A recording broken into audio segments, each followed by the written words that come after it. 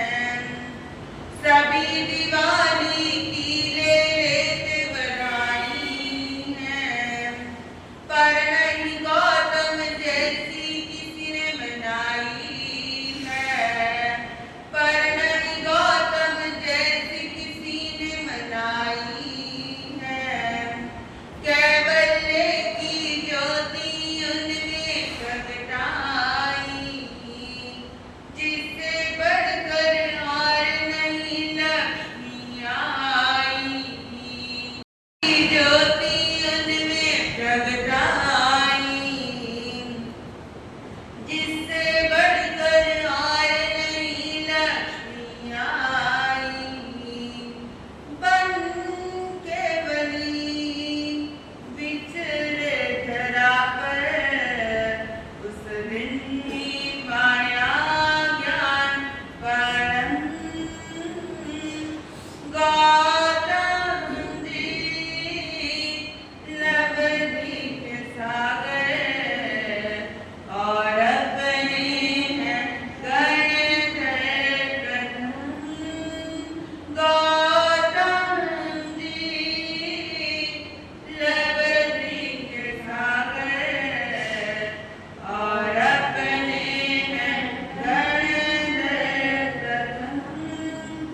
बाद प्रभु के पाठ उन्हें ही मिलना था।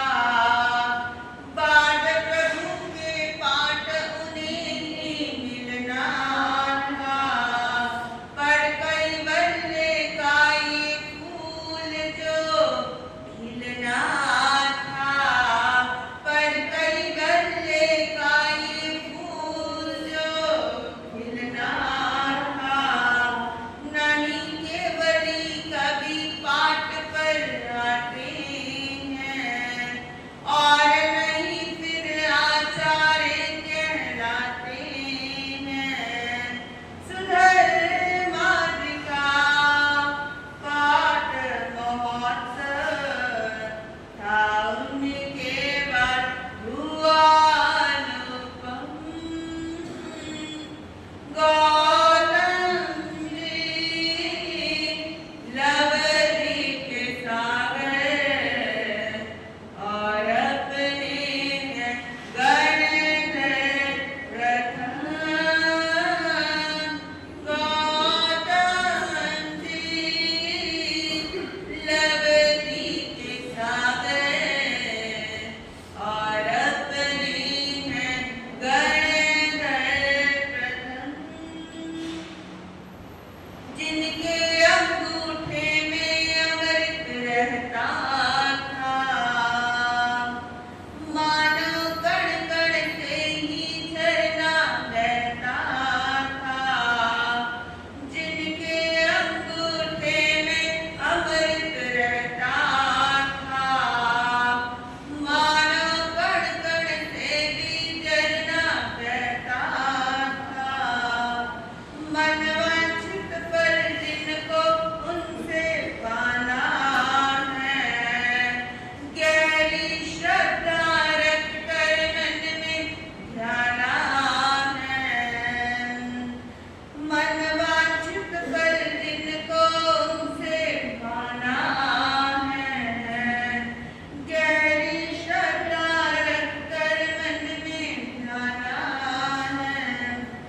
ले प्रेरणा उनसे यही हम कुछ हमारा भी हो मोह कम। ले प्रेरणा उनसे यही हम कुछ हमारा भी हो मोह कम। गौतम जी लवदी के सागर और अपने गणधर प्रथम। गौतम जी लवदी के सागर और अपने गणधर प्रथम। बोलिए श्री गौतम स्वामी। पूज्य गुरुदेवों के पावन पवित्र चरणों में कोटि भाव बंधन नमन। आप सभी भव्य आत्माओं की भव्यता को मेरा प्रणाम। आज का मुख्य विषय रहेगा कायोत्सर्ग और हमारा स्वास्थ्य। प्रभु महावीर स्वामी ने स्वास्थ्य शास्त्र के संबंध में बहुत कुछ लिखा है। शास्त्र कहते हैं, प्रभु महावीर स्वामी ने स्वास्थ्य शास्त्र लिखा। पहले शास्त्र की बात करेंगे कि शास्त्र किसे कहा जाता है।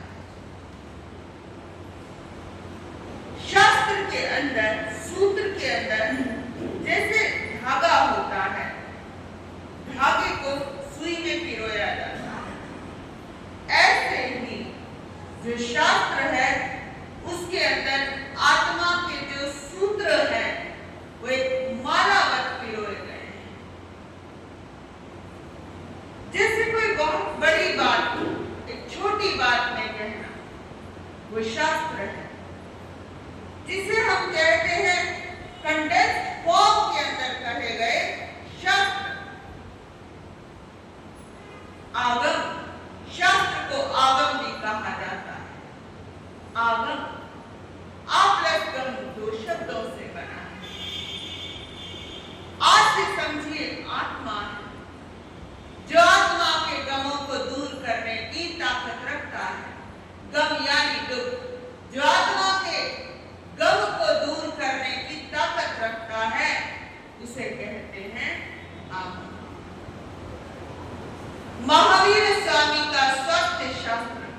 क्या कहता है। जरा स्वास्थ्य शास्त्र जानने से पहले हम चर्चा करेंगे कि स्वास्थ्य क्या होता है। आप सोचेंगे कई तरीके के स्वास्थ्य हैं। शारीरिक स्वास्थ्य, कई बार आप मन से परेशान हैं तो मानसिक रूप से आप अस्वस्थ हैं। आज मानसिक रूप से जो इतनी सारी बीमारियां मार्केट के अंदर, वर्ल्ड वाइड रूप के अंदर बड़ी फैलती जा रही हैं, तो स्वास्थ्य से हमारा क्या तात्पर्य है। जो स्व में स्थित होता है वही स्वस्थ होता है। अब स्व क्या है? स्व से हमारा तात्पर्य है हमारी अपनी आत्मा, हमारी अपनी चेतना। हमारी चेतना का स्वस्थ होना उससे भी अधिक जरूरी है। हम शरीर से अस्वस्थ हो सकते हैं, हम मन से अस्वस्थ हो सकते हैं, हमारी भावनाएं असंतुलित हो सकती हैं, हमारे इमोशंस अनबैलेंस्ड हो सकते हैं, लेकिन हमारी आत्मा जब कर्म साथ में लगे होते हैं तब आत्मा अस्वस्थ होती है। अभी आप सारे हेल्दी हो आत्मिक रूप से या अनहेल्दी हो? बोलिए। आत्मिक स्तर पर आप हेल्दी हो या अनहेल्दी हो? हेल्दी हो? अनहेल्दी, बिकॉज कर्म आपके साथ चिपके हुए हैं। जब कर्म चिपके होंगे तब आत्मा अनहेल्दी होती है, और जब आप मोक्ष के अंदर चले जाते हो तब आप स्व में स्थित हो जाते हैं। जरा देखिए, स्व में स्थित यानी अपने आप में स्थित होना। अब अपने आप में हम कैसे स्थित होंगे? वही प्रभु महावीर के स्वास्थ्य शास्त्र के अंदर कुछ ऐसे सूत्र दिए गए हैं।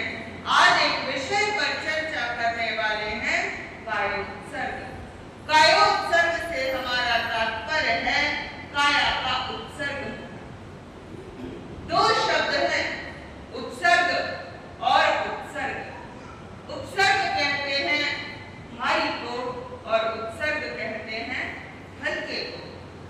जैसे हिंदी के अंदर, संस्कृत के अंदर, व्याकरण शास्त्र के अंदर उपसर्ग और प्रत्यय की बात आई है। जैसे उपकार शब्द है, उप प्लस कार। उप क्या है? उपसर्ग है, और कार क्या है? प्रत्यय है। शब्द को भारी कर दिया आगे उप लगाकर। जैसे बिहार शब्द है, हार शब्द प्रत्यय हो गया, वीर शब्द उपसर्ग हो गया। जैसे प्रत्याहार शब्द है, प्रति शब्द उपसर्ग हो गया और आहार शब्द प्रत्यय हो गया। शब्द को भारी भरकम बना दिया गया, आगे उपसर्ग लगा। जिस समय आपके जीवन में किसी भी प्रकार का उपसर्ग आता है तब आप क्या होते हो? मेंटली बड़े वीक हो जाते हैं। उपसर्ग का मतलब क्या है? कष्ट आना किसी प्रकार। उपसर्ग का मतलब क्या है? किसी प्रकार का कष्ट आना। उपसर्ग का मतलब है भारी होना। जिस समय आपके पास कोई कष्ट आएगा तब आप अपने शरीर को ढीला नहीं छोड़ सकते। शरीर भारी भारी लगेगा, आपको आपकी बुद्धि भारी भारी लगेगी, सिर के अंदर दर्द होगा, और जिस समय आप उत्सर्ग की स्थिति में होंगे उस समय आप अपने आप को क्या महसूस करेंगे? बहुत हल्का महसूस करेंगे। सभी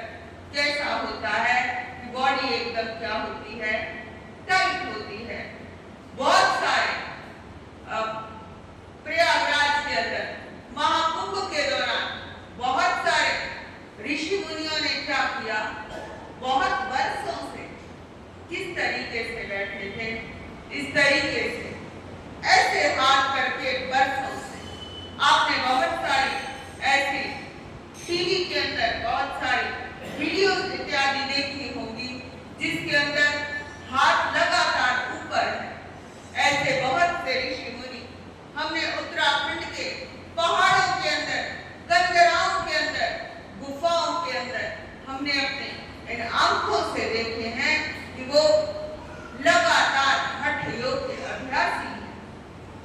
आजकल एक और बड़ा ट्रेंड आया है क्लासिकल हठ योग। उसके अंदर और भी ज्यादा गहरा होता है। जैन योग का एक शब्द है कायोत्सर्ग। कायोत्सर्ग यानी इसमें मुर्दे जैसा नहीं बनना, अपनी काया का उत्सर्ग करना, यानी शारीरिक प्रवृत्तियों का शिथिलीकरण करना, यानी अपनी चेतना के प्रति जागरूकता लाना, अपने ममत्व भाव का विसर्जन करना। अपनी ममत्व की ग्रंथि प्रबल होती है तो हमारी धर्म साधना नहीं।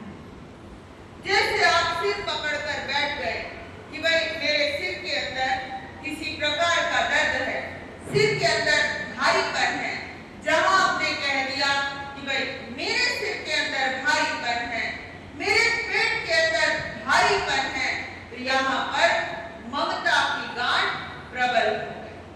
ममता की गांठ प्रबल हो गई और जैसे आपके सिर में दर्द है, और क्या आप धर्म सभा में उपस्थित हो सकोगे?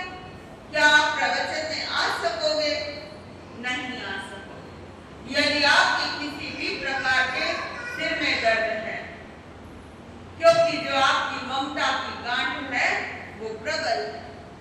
शरीर के प्रति आसक्ति नहीं रखनी चाहिए। आहार का संयम भी कायोत्सर्ग जैसी साधनाओं में बहुत सुंदर काम करता है। इसमें शारीरिक प्रवृत्तियों का शिथिलीकरण कर दिया जाता है। जितना आप शिथिल करेंगे, बहुत सारे ऐसे मुनिजन हैं जिन्होंने अपनी अलग अलग साधनाएं बताई, जैसे शरीर के एक एक अंग पर ध्यान रखना, शरीर के एक एक अवयव पर ध्यान करना कि कैसे स्पंदन हो रहा है, क्या उसमें महसूस हो रहा है। यदि आप अपने एक हिस्से की ओर ध्यान केंद्रित करते हैं तभी आपका ध्यान लग पाएगा। शरीर के प्रति आसक्ति नहीं करनी। जितनी आसक्ति नहीं करोगे तो आपका शरीर ज्यादा काम देगा, और जैसे ही आपने आसक्ति की तो शरीर काम करना बंद कर देगा। शरीर के प्रति आपकी आसक्ति बढ़ती है तो आपकी बीमारियां भी बढ़ जाती हैं, विकसित होती है हमारी अल्फा तरह। भगवान महावीर स्वामी का कहना है कि कायोत्सर्ग सब दुखों से छुटकारा देने वाला है। आप सोचेंगे कि ऐसा कैसे हो सकता है? कायोत्सर्ग सारे के सारे दुखों से छुटकारा कैसे दे सकता है? साइंस को आप सभी मानते हो, साइंस को मानते हो, है जी? हाँ ना? साइंस को मानते हो? हमारे साइंस ने कहा कि हमारे ब्रेन के अंदर, हमारे मस्तिष्क के अंदर कई प्रकार की तरंगें हैं। जिस समय आप सोते हो उस समय अलग तरीके की तरंगें मस्तिष्क में चलती हैं, लगातार कुछ तरंगें चलती हैं। कुछ तरंगें सकारात्मक हो सकती हैं और कुछ तरंगें नकारात्मक भी हो सकती हैं। कुछ पॉजिटिव हो सकती हैं और कुछ तरंगें नेगेटिव हो सकती हैं, जो आपको शांति प्रदान करती है। जहां पर ओम का लगातार उच्चारण होता है वहां पर क्या होती है जी? बहुत शांति होती है। और जहां पर कलह, कलेश इत्यादि का वातावरण होता है वहां पर अशांति होती है। जैसे पुराने समय के अंदर वो भवन बनाए जाते हैं, जैसे आज के समय के अंदर आपका डाइनिंग हॉल हो गया, पूजा रूम हो गया, और आपका ड्रेसिंग रूम हो गया, आपका बाथरूम हो गया, आपका लॉन्ड्री का एरिया हो गया। ऐसे अलग अलग एरिया होते हैं। लेकिन पुराने समय के अंदर एक ऐसा